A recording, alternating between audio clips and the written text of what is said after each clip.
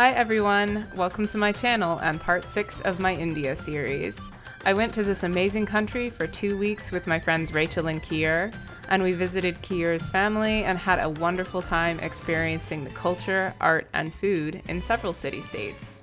While in India, we visited Ahmedabad in the city-state of Gujarat, Delhi, the National Capital Territory, Agra in Uttar Pradesh, and Jaipur in Rajasthan. In this travel vlog, join my friends and I as we spend more time in the Pink City, visit Amber Fort to see the elephants, go shopping, and check in at a hotel fit for royalty. Let's get right into the video.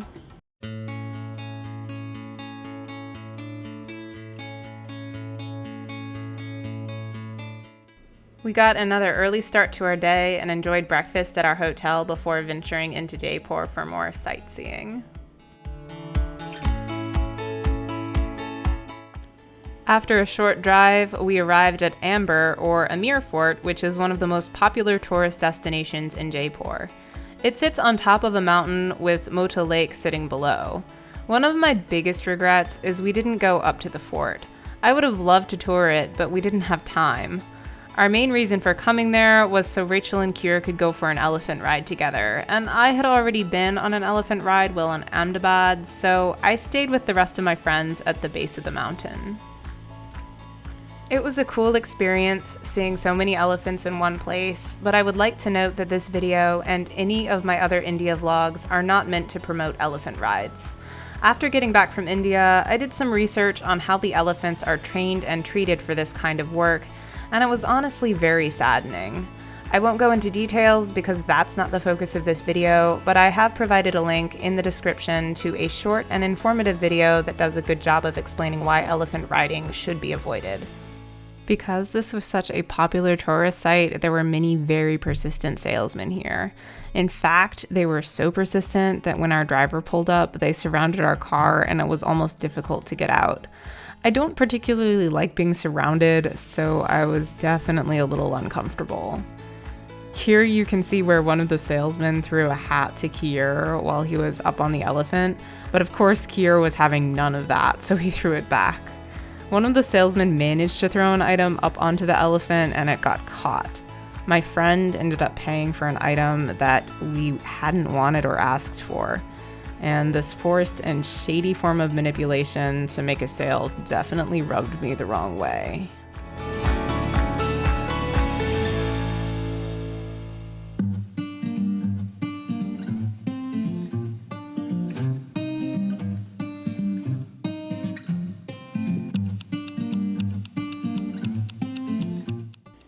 While waiting for Rachel and Keyur, my friends and I stopped at a local cafe and noticed some stray puppies outside, so I went with Hardik and our driver to give them some milk.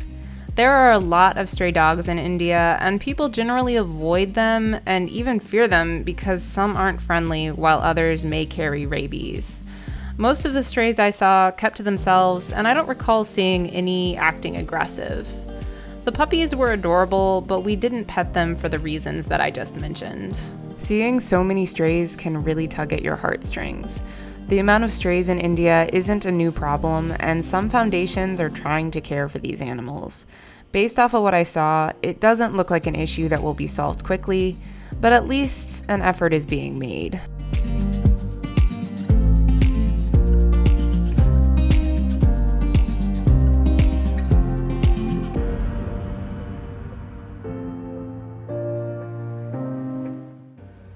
After Rachel and Keyur got back, we enjoyed some coffee at the cafe and then drove to the store we had been at the day before to do some more shopping.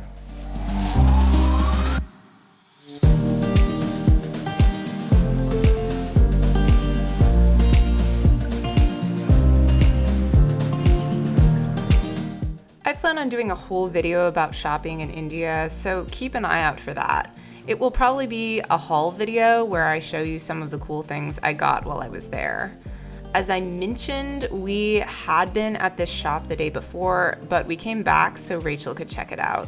We also came back because the shopkeeper had been really nice and given us some good deals the day before, so we became return customers. I mentioned this in my last video, but in mini shops, you'll actually sit down and an employee will start pulling things off the shelf and you'll let them know whether you like any of the items. Each item is individually packaged in a plastic bag, so the mess that accumulates is anxiety-inducing. As someone who has worked retail, I can honestly say looking at this gave me secondhand stress, just thinking about how much the employees would have to put away after we left. The employees were definitely trying their best to make a sale because they kept recommending things to me. I had bought quite a few things there the day before, so I really wasn't looking to buy much, if anything, and I might have irritated one of the employees because he kept pulling things off the shelf that I just wasn't interested in. I'm actually a relatively picky shopper. I already own a lot of clothes, so as a rule, I don't usually buy an item unless I really like it. This form of shopping is just so strange to me because I'm used to browsing racks of clothes in the US and finding my own clothes without additional input from others unless I'm shopping with a friend. With this type of shopping, if you say you like an item, they will put it in a pile. I made the mistake of thinking this was my maybe pile, maybe in quotations, in that I would sort through it afterwards and decide if I didn't want certain items. This is normally how I shop. In reality, I didn't want everything in the pile, and the shopkeeper tried to sell me all of it. So yeah, if you go shopping in India, make sure you want an item before telling them to put it in a pile for you. It's not a maybe pile, it's a yes pile. I can usually look at an item and determine its worth based on the quality of fabric and overall construction of the garment. Unfortunately, I didn't examine some articles of clothing closely enough. I would look at something and be like, ooh, pretty colors, I want that, without taking a closer look at the piece. This was partially because of the fact that sometimes I wouldn't ask to examine the piece and the shopkeeper would just throw it in the pile without me even setting hands on it. Don't make this mistake. Always ask to examine any item you are considering. ये तो भाई की gift ही हुई ना। इसका थोड़ी 14 piece का क्या था, 250 रुपए कल मैंने आपको बोले थे। भाई आपने कल 1000 बोले थे, इसका 1000 14 पीस है, 2800 सर ऐसे झूठ नहीं। 6 पीस है, 6 पीस है नहीं, 14 पीस है इसमें, 6 पीस वाला नहीं, 14 piece. Also, be prepared to bargain with the shopkeeper. There aren't set prices on anything, and you will be expected to negotiate. And believe me, the asking price will be a lot higher than what I personally believe most of the items to be worth. I'm not great at haggling, it's just not a commonplace thing here in the US, so I'm glad Keyur and Pooja were there to help me. I don't speak the language, and the shopkeeper spoke a little English, but haggling stresses me out, and I had a hard time with it. At one point, Keyur left the room and the shopkeeper tried to negotiate with me directly. I was confused because of the language barrier, plus I was trying to convert the total price from rupees to US dollars in my head. Oh my gosh, math and I don't get along, especially when I'm put on the spot. I knew I couldn't say yes to an offer that was most likely too high, especially since I didn't know how much it would cost in US dollars. Thank the Lord, Keyur showed up and took over negotiations.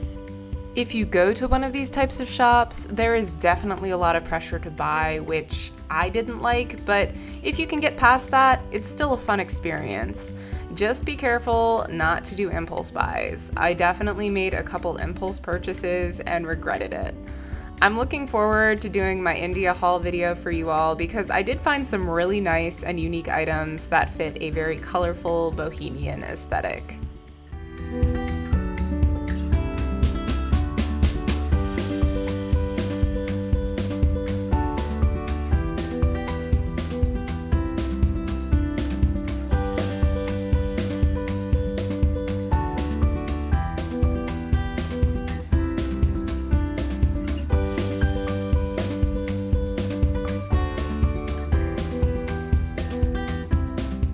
We decided to spend our last night in Jaipur at the Hyatt Regency Mansarovar Hotel, which looks like a palace. This hotel recently opened, and one of the employees told us it had been under construction for several years. And I believe it. It's the prettiest hotel I've stayed in so far. We were there on a weekday and the hotel wasn't busy at all. In fact, it was almost as if we had the whole place to ourselves, except for the staff members and a handful of guests. This made it fun to roam around and explore the building and grounds. With the pretty architecture, perfectly manicured gardens, and comfy lounges, it really did feel like a palace.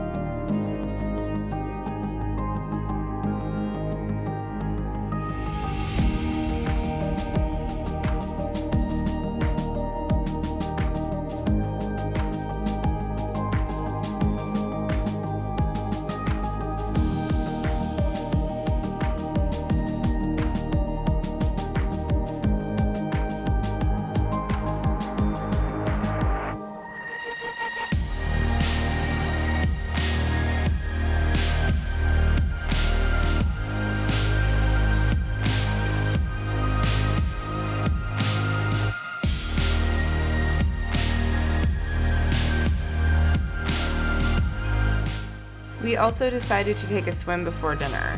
This was my first time swimming in an infinity pool.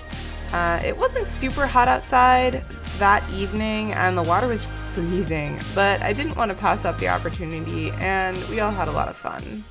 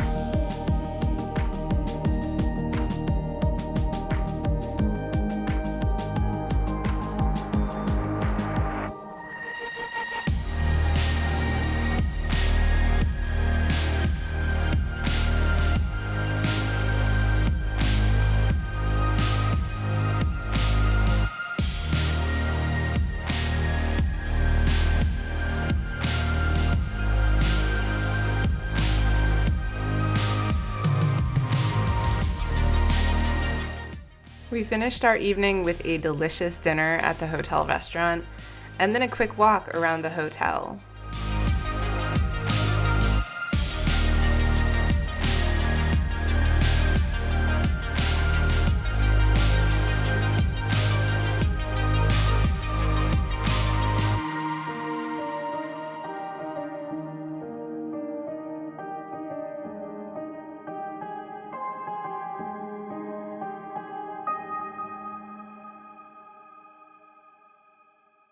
Thanks for watching my video. Please like and subscribe for more travel, lifestyle, and DIY content. I also want to let you know that my friend Keyur has a channel. If you'd like to check that out, there is a link in the description below. Well, until the next video, I'm out. Namaste.